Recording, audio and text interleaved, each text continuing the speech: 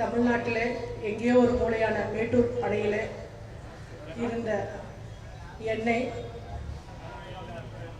இந்த கழகத்தினுடைய மகளிர் அணி செயலாளராக அறிவித்து ஒட்டுமொத்த தமிழகத்திலேயுமே என்னை வளவர செய்து எனக்கு முகவரி கொடுத்த புரட்சி கலைஞர் கேப்டன் அவர்கள் இல்லை என்ற இந்த நிலை என்னால் நினைத்து கூட பார்க்க முடியவில்லை. என் தகப்பனை இழந்த துக்கத்தை விட என் புரட்சி கலைஞர் கேப்டன் என் அண்ணன் அவர்கள் இல்லை என்ற இந்த நிலை கனவாக இருக்கக்கூடாதா? கேப்டன் அவர்கள் இழந்து வந்துவிட மாட்டாரா, எங்கிருந்தாவது வந்துவிட மாட்டாரா என்ற அந்த எண்ணத்திலே தான் எங்கள் ஒவ்வொருவருடைய நிலையிலுமே இருக்கிறது. இன்னைக்கு இந்த மகளிர் அணியை எவ்வளவு ஒரு கட்டுக்கோப்பாக எவ்வளவு ஒரு கண்ணியமாக நடத்த வேண்டும் என்று மற்ற கட்சிகளுக்கு முன்னுதாரணமாக திகழ்ந்தவர் புரட்சி கலைஞர் கேப்டன் எங்கள் அண்ணன் மட்டும்தான். எந்த கட்சியிலுமே மகளிர் அணியை தைரியமா அனுப்ப மாட்டாங்க.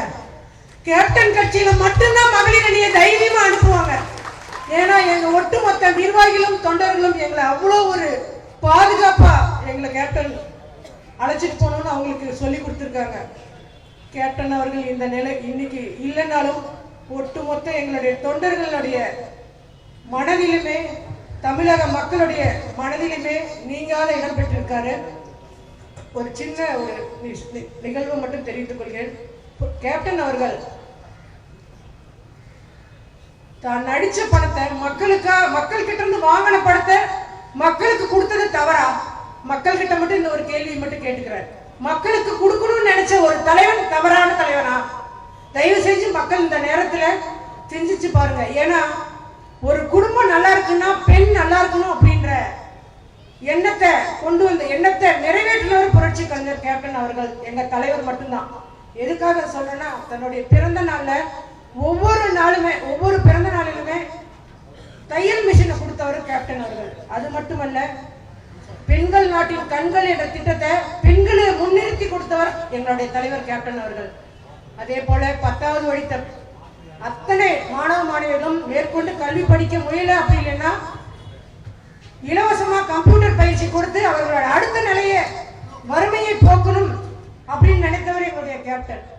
அப்படிப்பட்ட கேப்டன் மக்கள் மக்கள் மக்களுக்காகவே வாழ்ந்து இன்னைக்கு வாழும் கர்ணனாக இனிமேல் எங்களுக்கெல்லாம் கொடுக்க சொல்லிவிட்டு எங்களுக்கு கத்துக் கொடுக்க சொல்லிவிட்டு இன்னைக்கு போயிருக்காரு.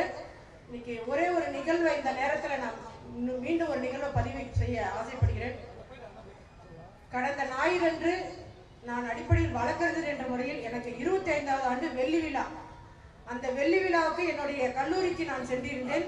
அது சேலம் மத்திய சட்டக்கல்லூரி. அந்த கல்லூரிக்கு போயிருந்தேன். அந்த கல்லூரியினுடைய கரஸ்பாண்டன்ட் என்னை கூப்பிட்டு சொன்னாரு, உங்களுடைய கேப்டன் ஒவ்வொரு வருடமும் ஒரு மாணவரை தேர்ந்தெடுத்து அந்த மாணவருக்கு 5 வருட பணத்தை கட்டி வழக்கறிஞராக உருவாக்கி வைக்கிறாரு உங்களுடைய கேப்டன் அப்படின்னு சொன்னாரு. இது எத்தனை பேருக்கு என்ன மனசு வரும்? எங்களுக்கு தெரியாதது இன்னும் எவ்வளவோ இருக்கு. இந்த மாதிரி வள்ளலா வாழ்ந்துட்டு போனவர் புரட்சி கலைஞர் கேப்டன் அவர்கள். அவருடைய புகழ் என்னைக்குமே ஓங்கணும். அவருடைய புகழ் என்னைக்குமே இந்த உலகம் முடியும் வரை கட்டாயம் நிரந்தரமாக இருக்கும். என்னுடைய கழகத்தினுடைய பொதுச் செயலாளர் அன்னியார் அவர்களுக்கு ஒட்டுமொத்த தொண்டர்களும் மட்டுமல்ல எங்களுடைய மகளிர் அணி சார்பாகவும் நாங்கள் தெரிவித்துக் கொள்கிறோம். அன்னியார் அவர்களே, தம்பிகளே, நாங்க உங்களுக்கு பின்னாடி நாங்க இருக்கோம். இந்த கழகத்தை கேப்டன் எந்த நோக்கத்துக்காக ஆரம்பித்தாரோ அந்த நோக்கத்தை நிறைவேற்ற நாங்கள் அத்தனை பேரும் உங்களுக்கு துணையாக கை கொடுத்து இருப்போம் என்ற இந்த நேரத்திலே இந்த நினைவேந்தல் நிகழ்ச்சியிலே நாங்கள் உங்களுக்கு முன்னாடி சூழலித்து எனக்கு நல்ல வாய்ப்பை இந்த ஒரு வாய்ப்பை கொடுத்த தலைமை கழகத்திற்கு நன்றி கூறி விடைபெறுகிறேன். நன்றி. 2012 ஒரே ஒரு ஞாபகத்தை சொல்றேன். எதுக்கு சொல்லாருன்னு எனக்கு தெரியாதானா? இந்த தலைவர் இந்த வீட்டுக்கு என் பையன் 10வது பாஸ் பண்ணிட்டு போயிருந்தேன். அண்ணி உள்ள இருந்து வருவதுக்குள்ள நாங்க காலில் விழுந்ததுக்கு எனக்கு பின்னாடி அவங்க பார்த்துப்பாங்கன்னு அண்ணியே சொன்னாரு தலைவர். ஆனா எதுக்கு சொன்னாரு எனக்கு தெரியுது, இப்பதான் தெரியுது. நானும் இருந்து கூட என்னால முடியாம தான் பேசிக்கிட்டு இருக்கிறேன். சத்தியமா என் தலைவர் இறந்துட்டாங்க நான் ஒரு நாள் நினைக்கல. என்ன வந்து எல்லா பதவியும் அழகு பார்த்த என்னுடைய உத்தம தலைவர், என் தலைவர், என் வாழ்வாதாரத்தை உயர்த்திய தலைவர் இன்னைக்கு இல்லாம இருக்கிறாரு. நான் ஃபர்ஸ்ட் தலைவர் இல்லாத பேசுறது இந்த ஒரு கூட்டம் தான். நானு என் பேச்ச கேட்டு என் தலைவர் என்ன வாழ்த்துவாரு, சும்மா நல்லா பேசணும்னு இன்னைக்கு யாருமே இல்லாம நிக்கிறாங்க. இங்க இருக்கிறவங்க எல்லாருக்குமே தெரியும் தலைவர் எல்லாத்தையும் பேர் சொல்லி கூப்பிடுவாரு. இன்னைக்கு இல்ல, இது இல்லைன்னு நினைக்க வருது, இல்லைன்னு சொல்ல முடியல. இதயத்துல இருக்கிறாரு நம்ம தலைவர். இந்த நேரத்துல எனக்கு பேசவும் முடியல. எல்லாருக்கும் நன்றி சொல்லிக்கிறேன்.